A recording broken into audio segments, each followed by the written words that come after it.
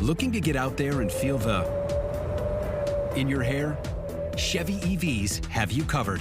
Like the Blazer EV, with bold style that's sure to you away. And with Silverado EV, towing is a breeze, with the capability to hitch up and tow with ease. And Equinox EV helps you keep moving along like with confidence. Chevrolet, together let's drive. It is Ryan Seacrest here. There was a recent social media trend which consisted of flying on a plane with no music, no movies, no entertainment. But a better trend would be going to ChumbaCasino.com. It's like having a mini social casino in your pocket. Chumba Casino has over 100 online casino-style games, all absolutely free. It's the most fun you can have online and on a plane. So grab your free welcome bonus now at ChumbaCasino.com. Sponsored by Chumba Casino. No purchase necessary. VGW Group. Void where prohibited by law. 21 plus. Terms and conditions apply. This is Optimal Relationships Daily. How to get a child to eat when they refuse. Does encouragement help? Part 1. By Crystal Karges of crystalkarges.com.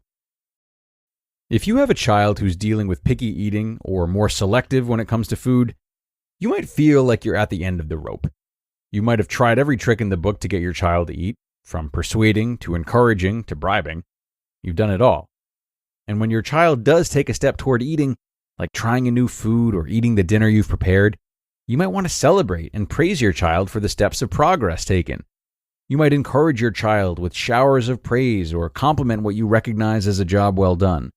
Positive reinforcement all the way, right? As a mom of a selective eater myself, I totally get it. It is a big deal when you notice your kids making steps of progress on their eating journeys. But here's the thing. Praising your child for eating or trying new foods is a subtle form of pressure. And if your child feels pressure to eat, this can potentially create some setbacks on your feeding journey. Pressure to eat tactics don't work. Let me explain further. For many kids, especially those who might be dealing with picky eating, mealtimes can feel like a performance. Kids may feel like they have to eat a certain way or amount of food in order to appease their caregivers. And while this might never be our intention, eating a meal can come with a boatload of pressure. When children feel pressured to eat, whether certain foods or amounts of food, this can unintentionally trigger other mealtime stressors. For example, a child who feels pressured to eat certain foods, like vegetables, may feel resentful towards both the food and the person pressuring them to eat. In other situations, pressure to eat can make a child feel less safe at the table, which can make eating more challenging and difficult. As a caregiver, you might not intend to pressure your kids to eat.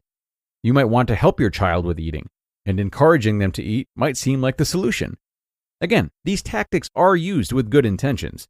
Parents just want to raise healthy kids who have a positive relationship with food. So what about encouraging? What about giving your child recognition and praise for eating behaviors or habits? Does this approach help your child with eating? Positive encouragement is still pressure. At the end of the day, positive encouragement is a form of pressure, though in a more subtle form that often goes undetected. What are some forms of positive encouragement that may play out at mealtimes with your child? Here are some common ones. Praising your child for trying a new food or a food. Encouraging your child to try a bite. Nonverbal cues like clapping or cheering when a child eats. Verbal statements like just try one bite, you can do it, or you ate some, I'm so proud of you. If you have or are currently doing these things, I know it comes from a place of good intentions. You just want to help support your child in eating, and positive reinforcement seems like a good approach, right? I mean, in other aspects of parenting, positive reinforcement usually works. It can help support a child in many different aspects of life. When it comes to food, however, there is a slight difference. Unlike other behaviors, eating is not a moral thing. There is no right or wrong way for a child to eat. Ultimately, every child is an individual with different eating temperaments and preferences. You might have a child who is a more cautious eater and a child who is more enthusiastic about eating. One is not better than the other. But when we praise certain eating behaviors, we're communicating the message that some eating behaviors are more desirable than others. Similarly, praising eating behaviors in children can create an emotional attachment around food that may be unhealthy. A child may associate eating with recognition, acceptance, etc., and may learn to eat for these reasons. It attaches a moral value to food and creates a dichotomy around eating, where kids may begin to believe that certain foods or ways of eating are bad and others are good.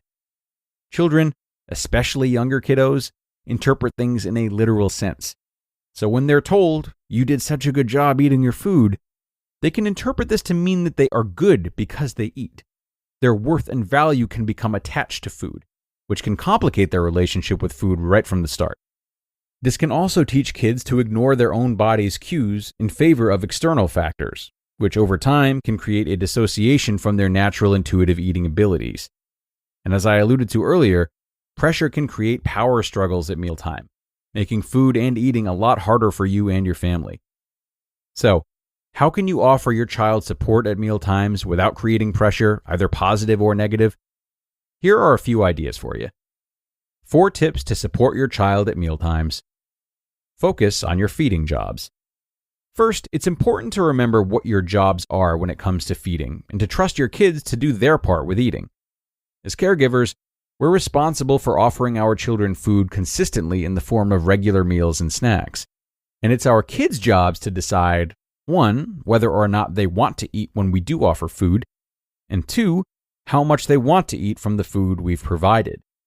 At the end of the day, it is not your job to get your child to eat.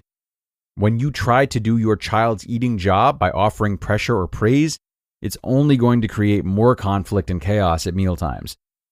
Part of our feeding jobs involves trusting our children and their appetites when it comes to eating, knowing that they truly can self-regulate what they need to grow and flourish at a rate that's right for them.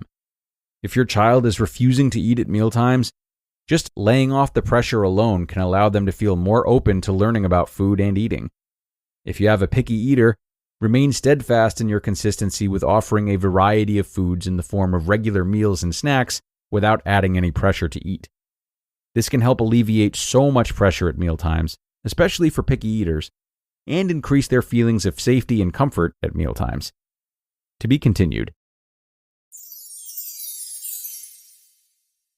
You just listened to part 1 of the post titled, "How to Get a Child to Eat When They Refuse.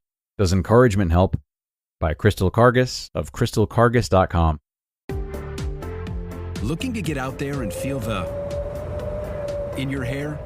Chevy EVs have you covered. Like the Blazer EV, with bold style that's sure to you away. And with Silverado EV, towing is a breeze, with the capability to hitch up and tow with ease. And Equinox EV helps you keep moving along like with confidence. Chevrolet, together let's drive.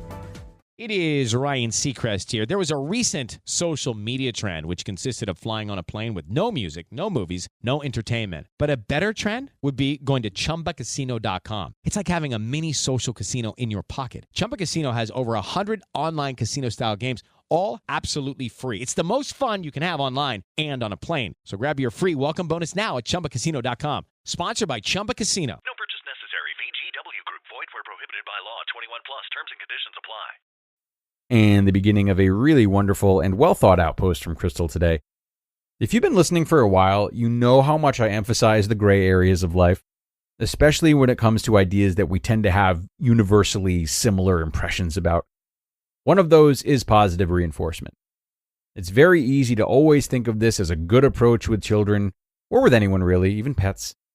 So I love how she tackled this idea, first acknowledging the great intentions behind it, but ultimately calling it into question and reminding us that when it comes to food, positive reinforcement might not always be the best approach, as it does tie that level of morality to eating. Absolutely terrific distinction there that you wouldn't hear from just anyone. And it definitely piques my interest as we prepare to hear the rest of her ideas in the continuation of this post tomorrow. I really hope you'll all be back for it, as Crystal is definitely off on the right foot and offering unique ideas and critical thinking. We are done for now, but make sure to come on back as we finish this post off in tomorrow's Friday show. Have a great rest of your Thursday, everyone, and I'll see you for part 2, where your optimal life awaits.